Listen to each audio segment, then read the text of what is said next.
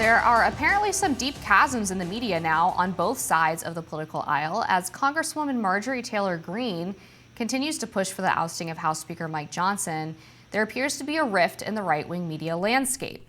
A Fox News opinion piece from Liz Peek last week referred to Greene as a, quote, idiot who was trying to wreck the GOP, and the New York Post cast Marjorie Taylor Greene as Moscow Marjorie on their Sunday cover. Other outlets have taken a different route in their coverage. But Donald Trump's former chief political strategist Steve Bannon and host of the War Room podcast has had no shortage of bad words to levy against House Speaker Mike Johnson. Bannon called the Ukraine aid package Johnson pushed through a desecration and encouraged listeners to call their representatives to express support for ousting Johnson. Johnson's got to go.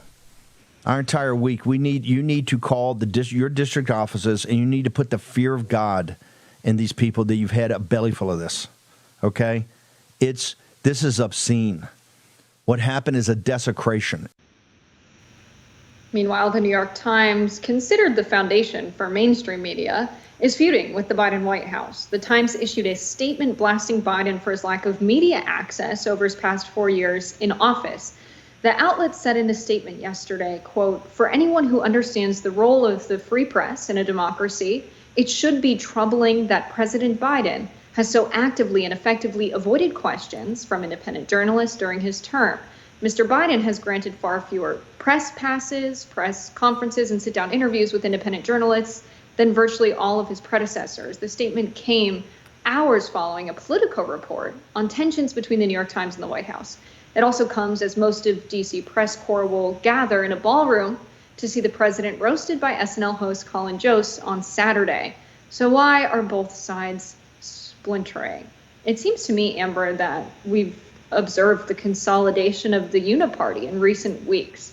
When you have this spending bill pushed through that's sending billions of dollars to Israel, which is unpopular, it's been pulled time and again, and increasingly has become unpopular over time. The more money we send over there while people are struggling to pay their bills, the more people are realizing that they are not the number one focus of their elected representatives.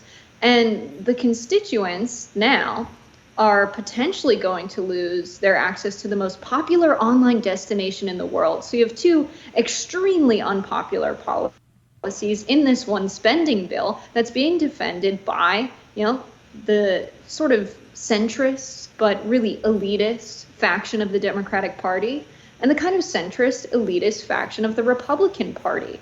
And so I would not really identify this as fracturing that's new, but it's simply exposing a fracture that was always there among the more populist, more constituent-focused elected officials that we have to the more bought-out, taking a bunch of lobbying money, career politicians.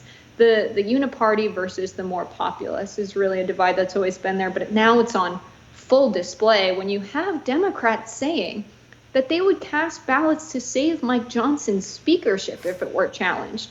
That is insane bipartisan cooperation that everyone should be questioning, even those who love Hakeem Jeffries and think he's like the epitome of a great politician. They should be voting for a Democratic Speaker of the House. It's ridiculous that they would vote to save Johnson just because they were on the same team about Ukraine funding, Israel funding, and banning TikTok. Yeah, I think it's important for people to understand that there is right and left-wing media, there's independent media, but amongst all of this, there's corporate media. And corporate media often falls on the same side of certain issues specifically, and one of them tends to be issues related to foreign aid and war. So when we're talking about places that are owned by a singular corporation, whether again on the right or the left, they all tend to rally support around these massive foreign aid packages. This one to the tune of $90 billion, including $60 billion to Ukraine. And this is not something that the Republican base supports by any measure. There's been some attempt by some of the establishment right outlets to try to manipulate some of the polling to give the illusion that there's support for giving more aid to Ukraine. But we can just look at some of the polls that have been taken since September. ABC Washington Post, 58% of Republicans say that the U.S. is doing too much to support Ukraine.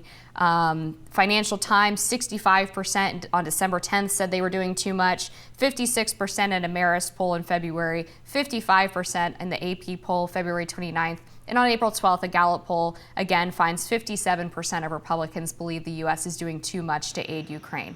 So this is not really up for debate what it is Republican voters actually want. They have consistently said that they believe the U.S. is giving too much money to Ukraine.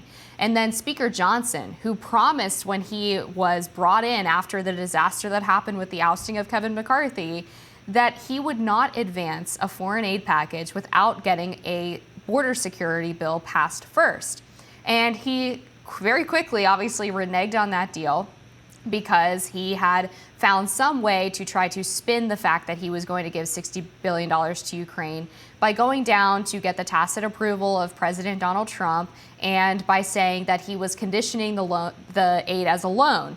But then when you actually read the bill, it turns out that the president can just forgive the loan. And even Senator Mitt Romney admitted publicly that nobody actually expects Ukraine to pay back the money.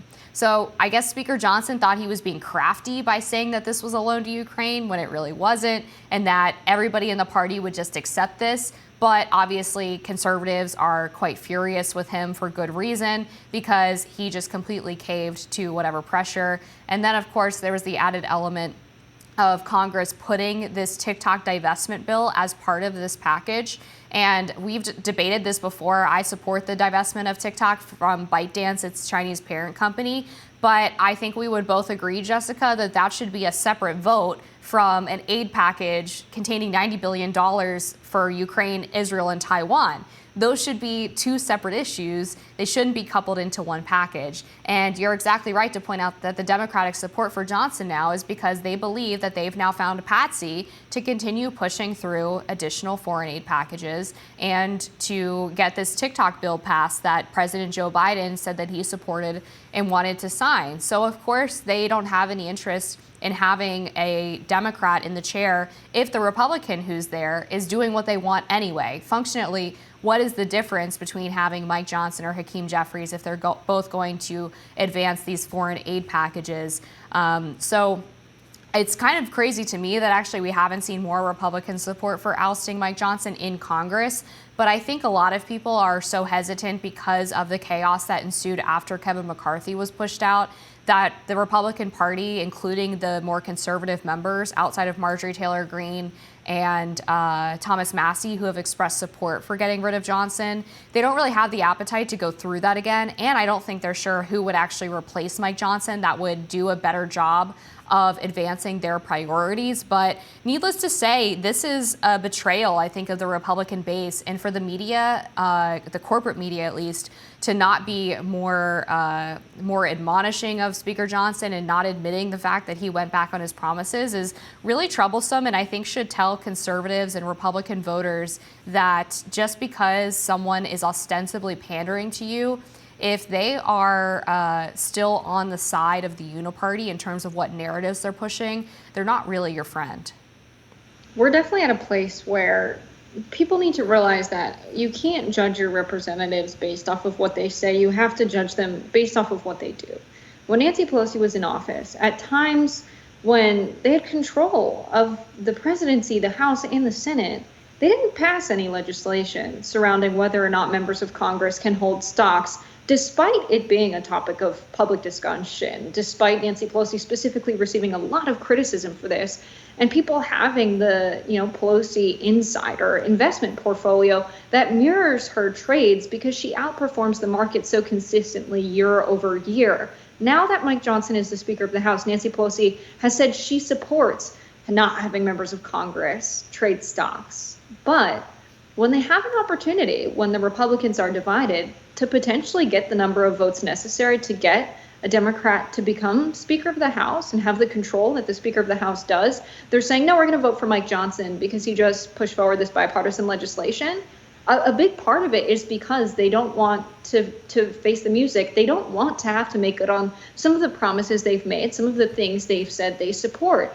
If there was a Democrat as Speaker of the House, I think they absolutely would not have legislation put forth to ban members of Congress from trading stocks. Nancy Pelosi doesn't actually support that. She's saying the thing that's popular that would get Democrats votes without ever having any intention of doing it. And in fact, making decisions that hurt the Democrats' power in the country in order to avoid doing things like that. Why? Because she makes a lot of money trading stocks. They're very self-serving decisions. It's very obvious, and we can't take anything these folks say at face value.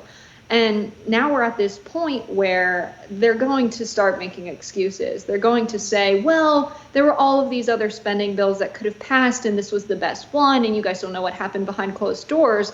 And they use, instead of piecemealing the legislation, putting it all together to say, well, I really wanted to get the Ukraine funding in to help Ukraine, so I had to compromise and ban TikTok, so sorry, when in fact they agree with every piece of the legislation because they were paid to by lobbyists.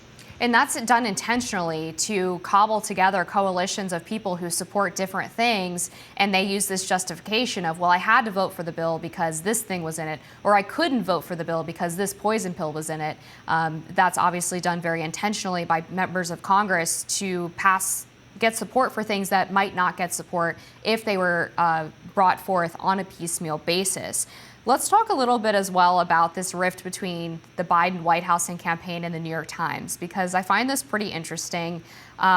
I think it reveals that the Biden administration really views the media as an extension of themselves. Like they're supposed to be a part of their messaging apparatus. And they have demonstrated this before by releasing these memos about what the media is supposedly getting wrong about the economy and inflation, and basically accusing them of not covering the issue correctly. And then recently, the Biden campaign brought a bunch of media outlets to its headquarters in Delaware.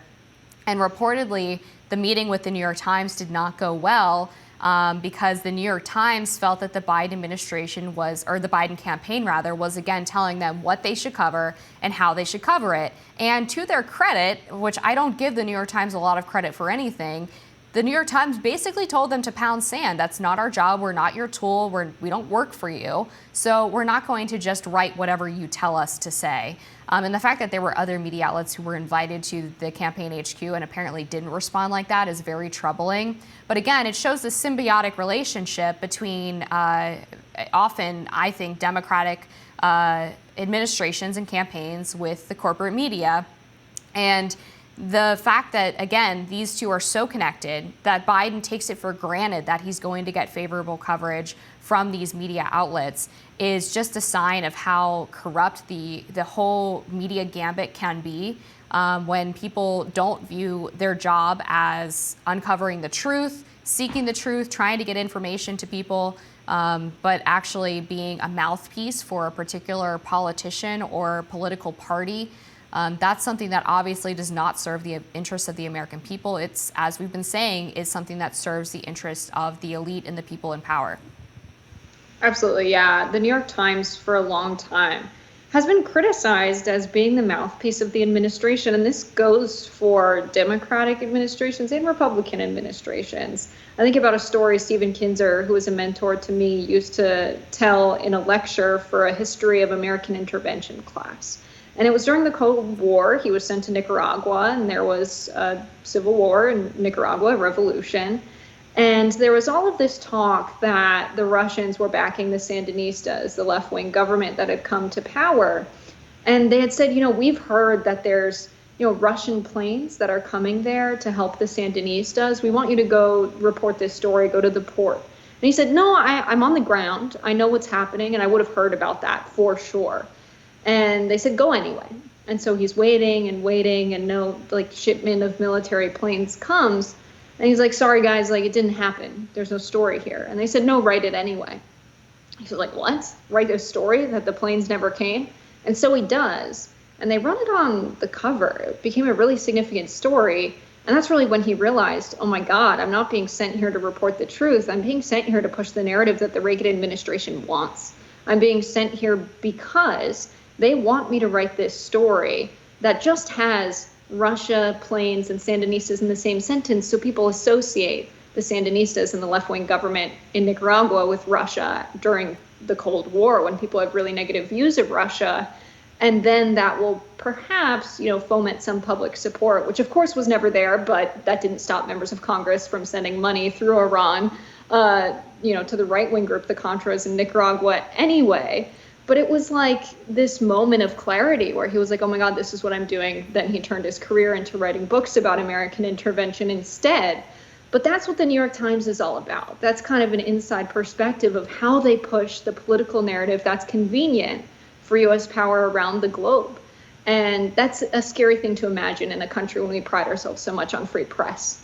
Yeah, and to your point about it happening for both political parties, I mean, even in the last administration, if Trump wanted something out there, he would call Maggie Haberman. And that was how they got a story in the New York Times pretty consistently. And she took a lot of heat from her left-wing colleagues for doing that kind of access journalism and essentially performing as a stenographer for Trump. And I don't know how much I necessarily fault her. I think if the president called me and started going off about how I can attribute it to a source close to the president, it's objectively news, but it's that kind of access journalism that I think you only get if you write certain kinds of stories and behave a certain kind of way. And we see that pretty consistently with a lot of the establishment media. We're going to leave it there. We'll be back. More Rising after this.